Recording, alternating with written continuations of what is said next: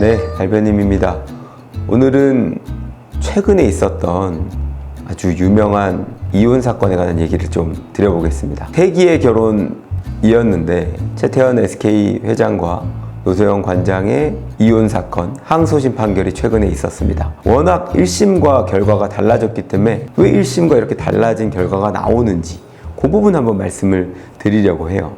뉴스에서 워낙 많이 보도가 돼서 아시겠지만 1심에서는 재산분할로서 665억, 위자료로 1억이 인정됐었습니다. 그런데 항소심에서는 무려 재산분할액이 1조 3,800억, 그리고 위자료가 20억이 인정됐습니다. 와, 몇 배나 뛴 건가요? 몇 배나? 한 20배 정도 되겠네, 20배. 와, 아마 판사님들도 써본 적이 없는 액수였을 것 같아요. 왜 이런 결과가 나왔을까요? 일단은 이혼 사건의 재산분할 구조를 좀 파악해야 됩니다. 우리나라 민법에서는 부부의 이혼할 때 재산분할 관련해서 830조라는 규정을 두고 있는데 이렇게 되어 있습니다. 1항은 부부의 일방이 혼인 전부터 가진 고유재산과 혼인 중 자기의 명의로 취득한 재산은 그 특유재산으로 한다. 이런 규정이 하나 있고요. 2항은 부부의 누구에게 속한 것인지 분명하지 아니한 재산은 부부의 공유로 추정한다. 이렇게 규정하고 있습니다. 근데 실무는 어떡하냐? 이거 좀 법조문과는 조금 달라요. 실무는 부부 생활 한 10년 이상 하잖아요. 그러면 명의가 누구로 돼 있던지 좀 무관하게 일단 다 부부의 공동재산으로 보고 재산분할 대상에 무조건 포함을 시킵니다. 그래서 이혼 사건에서는 재산분할 대상에 포함이 될 것이냐 뺄 것이냐 이게 되게 중요해요.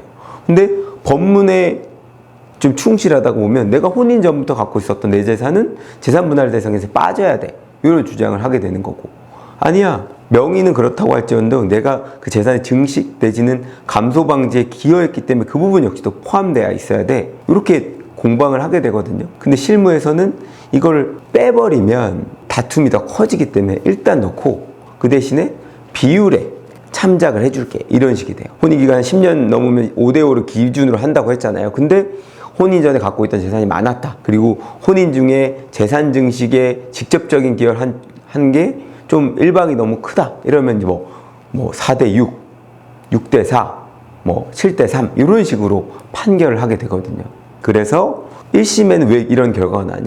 최태원 회장의 재산이 그러면 한 2조 몇천억 원 된다는 거거든요. 주식의 값어치를 따져서 그 재산 중 주요 재산인 이 주식이 빠졌던 겁니다. 이거는 최태원 회장의 특유 재산이라는 법리에 의해서 이 재산은 SK라는 그룹을 일궈낸, 이제까지 키워낸 이 부분을 고려했을 때는 부부의 재산분할 대상에 포함되지 않는다라고 본 거예요. 근데 항소심에서는 뒤집어졌죠. 이 주식이 포함되게 된 겁니다. 결정적인 증거는 보도된 바에 따르면, 저 어릴 때 기억해보면 선경그룹이라고 했었어요.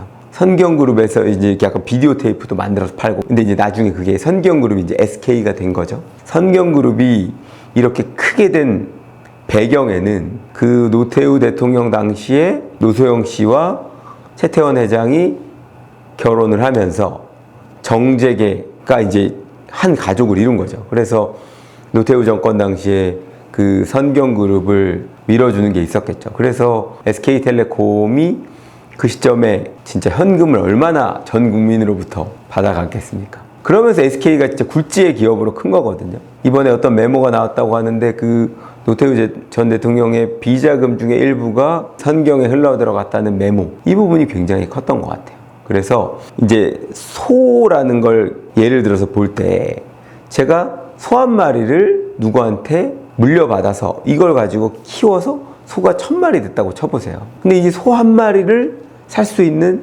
재력이 전혀 없었다. 근데 이 소 한 마리가 기본 재산이 돼서 이게 커지는데 아주 밑바탕이 됐다 라고 하면 이 소 한 마리를 사는데 준 돈이 아주 큰 역할을 했을 거잖아요. 그래서 SK가 이렇게 큰데 이 사실상의 노소영 관장의 그 가족들, 그러니까 노태우 전 대통령, 하여튼 그 측에서 기여한 바가 크다는 겁니다. 그래서 이렇게 SK가 현재까지 이루어진 데는 그 영향력이 상당히 크기 때문에 이 부분 역시도 공동재산으로 봐야 된다라는 판결이 내려진 거죠. 저는 충분히 좀 이해되는 판결이라고 생각해요. 실무에 좀 더 부합하고, 오히려 재벌들 간의 재판을 하는 재산분할 사건 너무 크기 때문에 실무의 관행보다는 법리에 너무 충실한 경우가 있거든요. 기억하실지 모르겠지만 이건희 회장의 딸인 이부진 씨와 이무재 전 고문이 이혼한 사건에서는 지금 이 구도랑은 좀 달랐습니다. 1심에서 재산분할이 60몇 억인가 인정됐다가 2심에서 141억인가 인정됐거든요. 근데 그때 이무재 전 고문은 이부진 씨의 재산에 대해서 절반 가액 정도 해가지고 1조 2천억 원을 요구했다고 해요. 근데 그 부분은 대부분이 기각됐습니다. 왜? 그 두 사람의 결혼은 좀 신데렐라 스토리의 그 주인공이 남자인 케이스였잖아요. 나중에 알려진 바로는 뭐 경호원이었다 이렇게 됐는데, 이무재 씨와 이부진 씨가 혼인을 해서 그 혼인 기간이 꽤 되지만 실질적으로 지금 갖고 있는 이부진 씨의 재산에 이무재 씨가 기여한 바는 거의 없거나 미미하다라고 본 거죠. 만약에 투자를 잘해서 재산이 늘렸다, 내지는 직접적인 기업가로서 실적을 늘리는데 아주 혁혁한 공을 세웠다, 그러면 이 부분도 인정됐을 수 있어요. 근데 그런 부분이 드러나지 않았기 때문에 재산분할 액수는 상대적으로 굉장히 적었습니다. 정말 그야말로 부부의 공동재산이라고 볼 만한 그 재산에 한해서 재산분할이 이루어진 케이스고, 근데 최태원 노소영 씨 사건은 이런 기본되는, 아주 기반이 되는 재산이 노소영 씨로부터 제공됐기 때문에 그 부분을 인정한, 그래서 좀 성격이 좀 다르다고 볼 수 있어요. 제가 이 사건을 보면서 좀 의아했던 건 바로 위자료였습니다. 통상적으로 부정행위든 귀책 사유로 인한 이혼 위자료는 맥시멈이 1억이라고 다 생각했어요. 그래서 저희도 보통 부정행위로 이혼 소송할 때 그 부정행위의 기간이나 정도가 아주 심각하면 5천만 원 청구하지만 통상적으로 3천만 원, 그것도 잘 인정 안 됩니다. 근데 무려 1억 원이었던 게 20억으로 증가됐거든요. 저는 처음에 이거 부정행위에 피해를 입은 입장에서는 되게 박수 칠 만한 판결이라고 생각할 수도 있겠지만, 저는 어떤 생각이 들었냐면, 부자의 정신적 피해는 서민의 정신적 피해와 다르다는 얘기야? 보통 사람이 사망해도 인정되는 위자료는 한 1억 5천만 원 정도 되거든요. 그러면 사망했을 때 겪는 정신적 피해가 1억 5천이라고 할 때, 사망하지 않는 이혼과 관련된 위자료는 재벌은 더 커야 된다는 얘기야? 좀 약간 반발심이 들었어요. 그래서 이거는 대법원 가면 분명히 좀 문제가 있을 거다, 이렇게 생각을 했는데, 그래서 이와 관련된 제가 판례를 좀 찾아봤거든요. 유책 배우자에 대한 위자료 수액을 산정함에 있어서는 유책행위에 이르게 된 경위와 정도, 연령과 재산 상태 등 변론에 나타나는 모든 사정을 참작하여 법원이 직권으로 정하는 것이다. 이 판례 자체를 몰랐던 건 아닌데, 재산 상태를 참작할 수 있다라고 되어 있긴 합니다. 대법원의 법리 자체가. 그러니까 재벌의 정신적 피해가 그렇지 않은 사람에 비해서 크다, 작다, 이것이 아니라 망망대해에다가 돌 하나 던지는 것과 아주 작은 이런 대야에다가 돌 하나 던지는 건 효과가 다르잖아요. 그러니까 1조 원을 갖고 있는 사람한테 1억 원을 주라는 위자료 아무 타격을 주지 않는 거죠.